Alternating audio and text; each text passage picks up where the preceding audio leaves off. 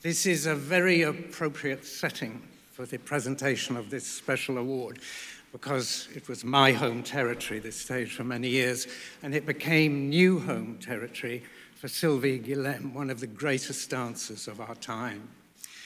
She became a star very early on in her career. She was in the corps de ballet of the Paris Opera Ballet for only about 3 years, and she was cast in the leading role of Swan Lake. And after one of these exceptional performances, the then director, Rudolf Nureyev, promoted her to the status of étoile, and she was the youngest dancer ever to claim this status. I first fell under her spell when Rudolf brought her for some guest appearances here. She was a sensation overnight, and I was dazzled by the most phenomenal classical technique, the like of which I'd never seen before. After one of these performances, I tentatively asked if she would consider to give us more time. And not long after, she just surprised me by giving me a lot more time. She decided to become a resident principal guest artist of the Royal Ballet. This caused quite a stir. It was seen as a major defection from her home company in Paris, and most notably the city of Paris itself. But it was their loss and my gain. She danced nearly all the roles in the company's repertoire, making them very much her own. She attracted choreographers of note from Europe, thus adding to the Royal Ballet's rich repertoire. And behind the scenes, most importantly, she became the ultimate inspirational role model for the young, aspiring dancers of the company. Her commitment, dedication, and professionalism is faultless. Now, although she has broken new ground in her quest for new experiences and challenges by entering the world of the contemporary dance, she has also decided, as we've just heard, to end this astonishing career. I haven't quite come to terms with it. I feel that her extraordinary gifts appear unchanged and as thrilling as they were when I first saw her. She will leave a great void because great dancers of this talent and artistry are very, very rare in the ballet and dance world. Now, on a lighter note, her infamous nickname, and I'm going to confess to you tonight that I am its author. When I privately christened her, I thought it would remain private, but I was rather foolish to think that a secret can remain secret in a ballet company for long. When I heard that she had heard this, I was considering heading for the hills, but luckily she accepted it with the affection that it was given, and she's adopted it to this day. Now, I think Sylvie would agree that a relationship between a director and a superstar is sometimes never plain sailing, but I wouldn't have given up this voyage for a life.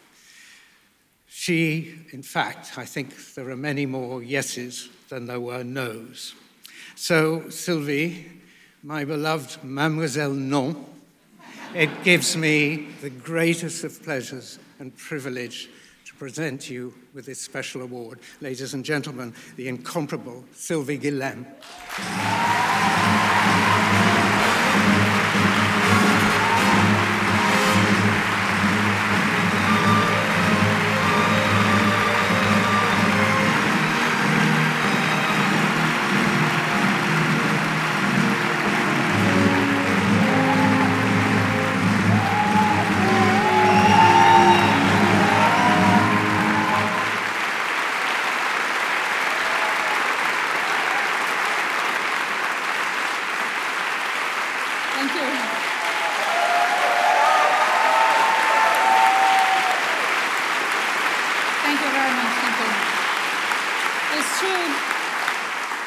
That I said no many times, but it's not true that I buried my enemy in my garden.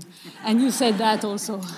So I'm going to try to be quick, but 40 seconds, it's out of question because, it's not my specialty speech, but this represents exactly 39 years of pleasure.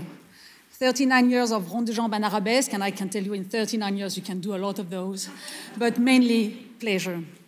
And I need to thank few people, and the first one is someone I don't know here at the Royal Opera House, because in the 80s, when I was a young dancer at Paris Opera in the Corps de Ballet, we had Rudolf Nureyev as a director.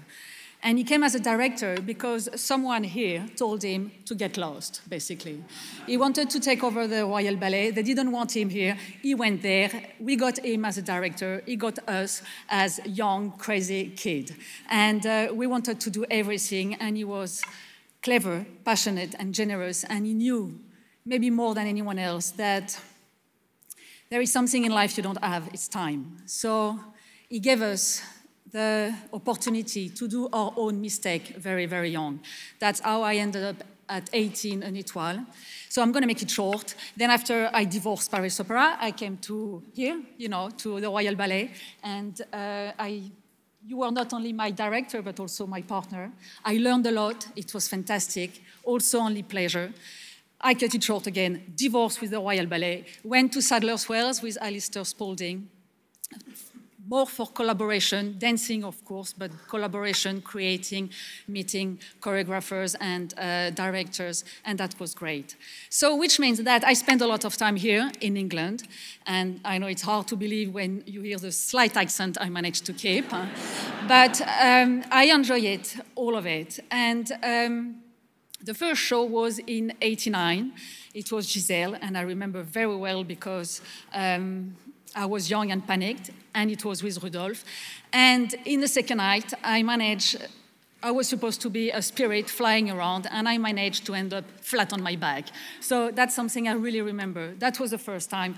Up to today, I never had this opportunity to thank the audience. Because even if I am a bit masochist, like my husband says, I would never have done it alone in front of my mirror. I needed the audience. You were always there, always warm, passionate, and it was such a pleasure to dance for you. So when I stop dancing, I'm really, really gonna miss you. So it's a big thank you to the audience. And people ask me what I'm gonna do. I don't really know, because life without that, I don't really know what it is. There is two things I'm going to start with. One is to try to prove Jonathan Cope, he was my partner also here at the Royal Ballet, he had a theory. He told me one day, with his witty eyes, he said, when ballerinas stop dancing, they all become like bumblebees, big fat body and two skinny legs. And I said, I don't want to be like that. So it's the long-term contract. I'm going to work on this. Then the second thing, it's a bit more serious. 5 years ago, I changed my life. And I started to get really involved in preservation of oceans and protection of animals and things like this.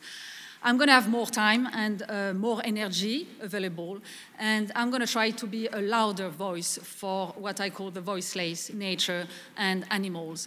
I think they deserve it. So, in fact, I'm going to be... thanks for them. And also someone said, you don't have a heart for human being and a heart for animal. You have a heart or you don't. So I'm going to be a retired ballerina, and I'm quite furious about it, but I am the one who took the decision, so I can't really complain. A retired ballerina with being an activist with a heart. That's what I'm going to try to do. But that was 39 years of pleasure. Thank you so much. Thank you.